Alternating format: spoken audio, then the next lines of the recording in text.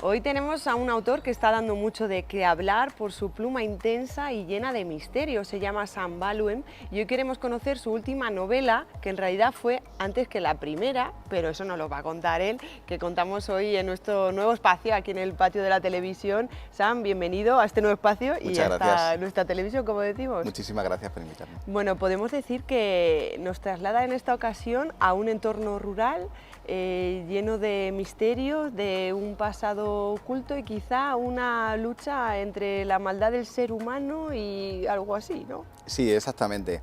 Mi anterior novela exploraba el entorno urbano y en esta es el entorno natural. Es en un pueblo de montaña, en nuestra región, y vemos cómo va a haber unos personajes que van a tener que hacer frente a elementos naturales y elementos propios de la propia naturaleza humana. Es un poco que se combinan esos dos aspectos. El título es así impactante, Venas de savia, savia con V. Sí, hace referencia un poco a la relación que tenemos con la naturaleza y cómo, bueno, si has visto cuando ves los estudios de las plantas, cómo están irrigadas, es muy parecido al sistema sanguíneo de los humanos, en el sentido de que tienen su comunicación, tienen su savia, nosotros tenemos sangre, ellos tienen savia, pero un poco que circulamos del mismo modo. Y nos alimentamos del mismo modo. Bueno, aquí nos vamos a un entorno rural, tu anterior novela, que como decimos, lo que quiero decir es que esta novela la escribió primero, se quedó en un cajón, ahí apartadita, publicaste Una mirada dislocada y esta vuelve a salir a la luz, ¿no? Sí, era mi primer intento de novela, lo escribí durante la pandemia y lo terminé en 2020. Y cuando lo presenté a las editoriales, pues no hubo mucho interés, entonces yo la dejé en un cajón. Porque sabías que en algún momento lo tendría. Sí, confiaste en ella. Confié en ello. Y cuando presenté Una mirada dislocada, hablando con Serendipia, pues me decían, ¿qué tal tu primera novela? Digo, esta no es mi primera novela, es mi segunda novela. Ah, háblanos un poco de ella. Y entonces el verano pasado decidí editarla, recuperarla y darle un nuevo look, y esta es la novela que nos encontramos. Y muy bonita ha quedado. Sí. Ahí con los pelos rojos de la savia. Sí. Bueno, la obra no tiene nada de comedia, al contrario, Nada. un poco desgarradora. Y sí. cuenta, vamos a empezar por Alejo, podemos decir que es el protagonista, que bueno, trae un dolor detrás y llega a un pueblo, ¿no? Exacto. Llamémoslo... Un pueblo que se llama Urlada, que está basado en un pueblo real, que yo lo sitúo en Guadalajara, pero en realidad está en la provincia de Ciudad Real. Está aquí cerquita. Está aquí cerquita. Y bueno, en realidad Alejo es uno de los tres personajes principales y es el que nos muestra el camino hacia el pueblo, que es realmente el protagonista, el pueblo en la naturaleza. Pero a través de Alejo, que es el primer personaje, es un profesor que le han destinado a trabajar, a dar clases de inglés a este pueblo perdido de la montaña. Entonces es así como nos adentramos en la historia. Él tiene un pasado complicado, vemos que llega ahí un poquito de rebote, que es como su última oportunidad, y que ha tenido un problema, bueno, que su novia ha desaparecido, que es lo que aparece en el inicio. Pero llega allí buscándola, no, allí llega por trabajo. Ahí llega un poco huyendo de todo. Y es cuando le van a pasar una serie de cosas. Poco simpáticas. Poco simpáticas. Luego está un personaje femenino, porque los lectores que lean esta novela van a ver que los personajes femeninos llevan como el grueso gordo del drama, y del drama se me ha escapado, ¿no? Totalmente, porque además ellos, bueno, uno de los personajes principales es la propia naturaleza, y luego hay dos personajes femeninos muy poderosos, que en realidad el lector va a pensar que el protagonista es Alejo, y quizá una persona que aparecerá después, que es el jefe de una empresa que aparece allí, que también es masculino, pero en realidad los personajes femeninos son los que mueven toda la trama. Y aquí está Judith, que es una camarera con un padre enfermo, y podemos decir que muchos sueños frustrados, que tienen importancia aquí. Sí, ¿no? Su madre desapareció también, y su padre tiene una enfermedad mental, entonces tiene que cuidarlo.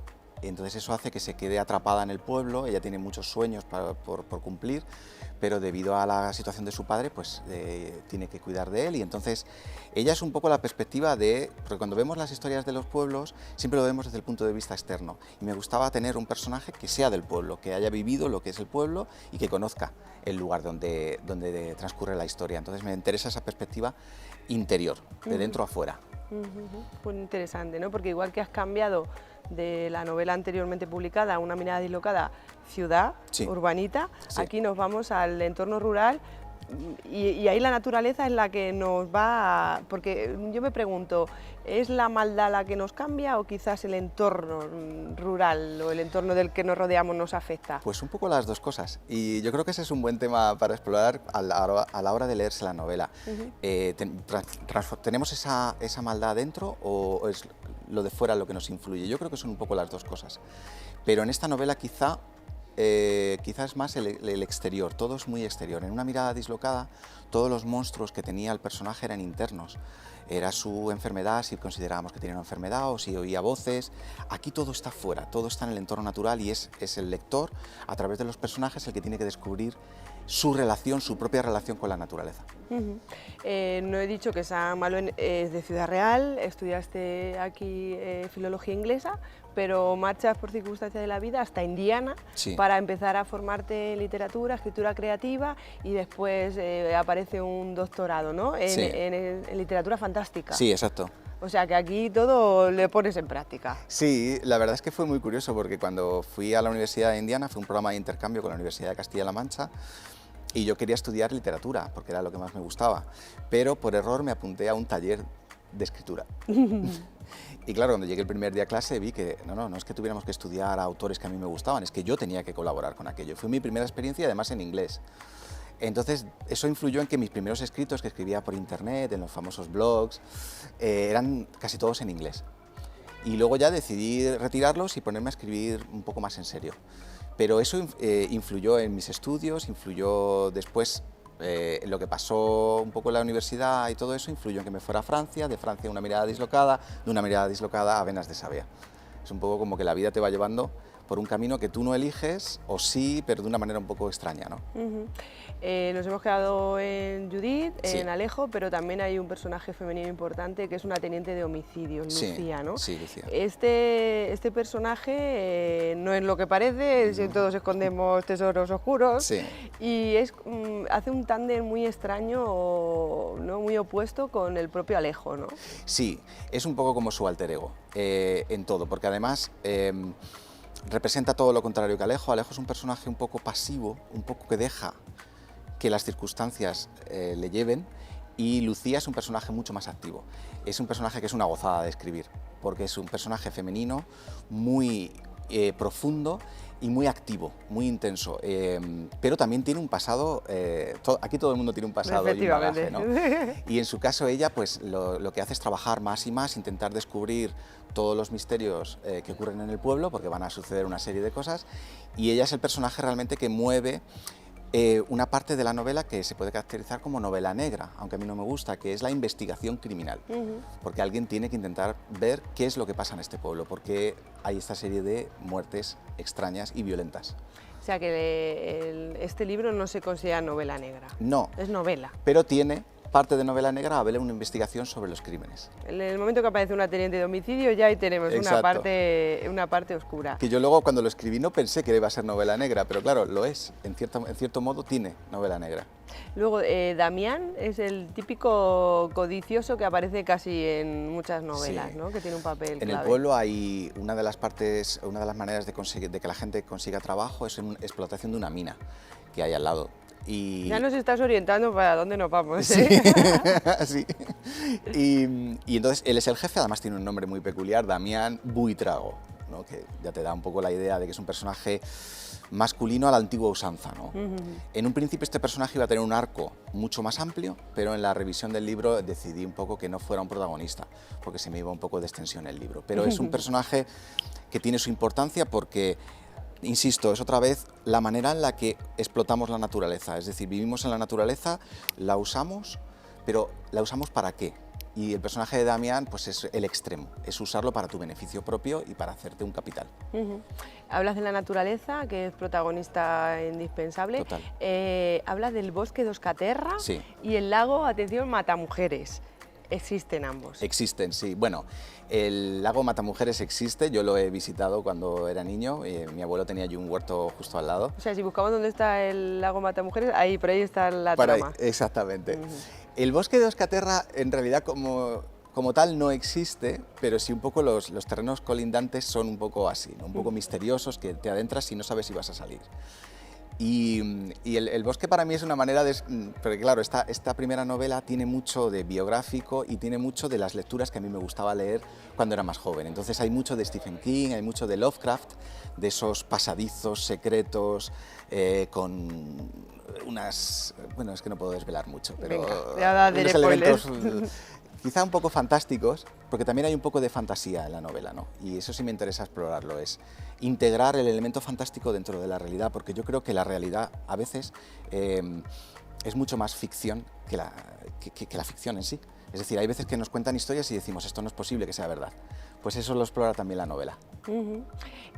Si hoy que día todo se lleva al cine, a series, ¿quién diría? Pues mira, me gustaría que a Alejo lo interpretara y a Lucía tal. Ostras, ¿No lo has pensado? No lo había pensado.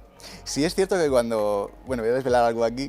Cuando estaba diseñando o pensando en el personaje de Lucía, por ejemplo, sí había visto una película de esta actriz, creo que es sudafricana, Charlize Theron, era la que me estaba inspirando, un personaje como muy alto, muy fuerte, con una belleza, pero una belleza muy agresiva. Es decir, es una persona que no te puedes parar a mirar, porque es muy intensa, sí, ¿no? sí, Me sí. gustaba ese tipo de belleza agresiva, ¿no? No belleza, es un... Sí.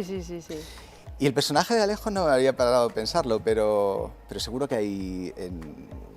tendría que darle una vuelta. Bueno, a ver pues qué eso actor para el podría ser. próximo. Para el próximo. Siempre me gusta preguntaros, cuando el lector pase la última página, en esta trama que se habla tanto de la maldad que Sí. todos llevamos dentro, lo que influye el contexto que vivimos, ¿qué te gustaría que sacara?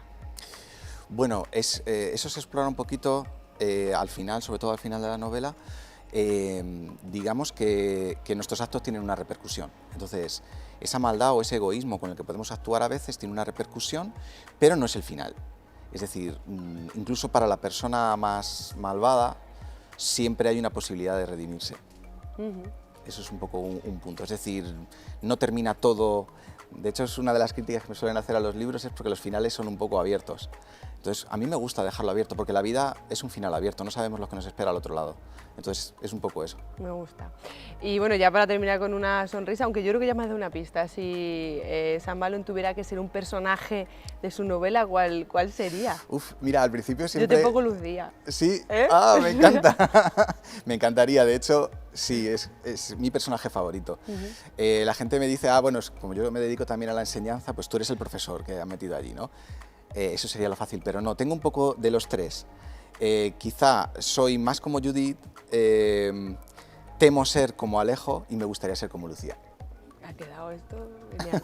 Bueno, pues nos quedamos con ese título, Venas de Savia, y que lleva presentado, o sea, se va a presentar el día 24 en la biblioteca. Sí. Ya se presentó en Serendipia, en la Feria del Libro de Madrid, en la Feria del Libro de Ciudad Real y en muchos más sitios. En más sitios, sí, en Puerto Llano también estuvimos. En Badajoz. En Badajoz, sí.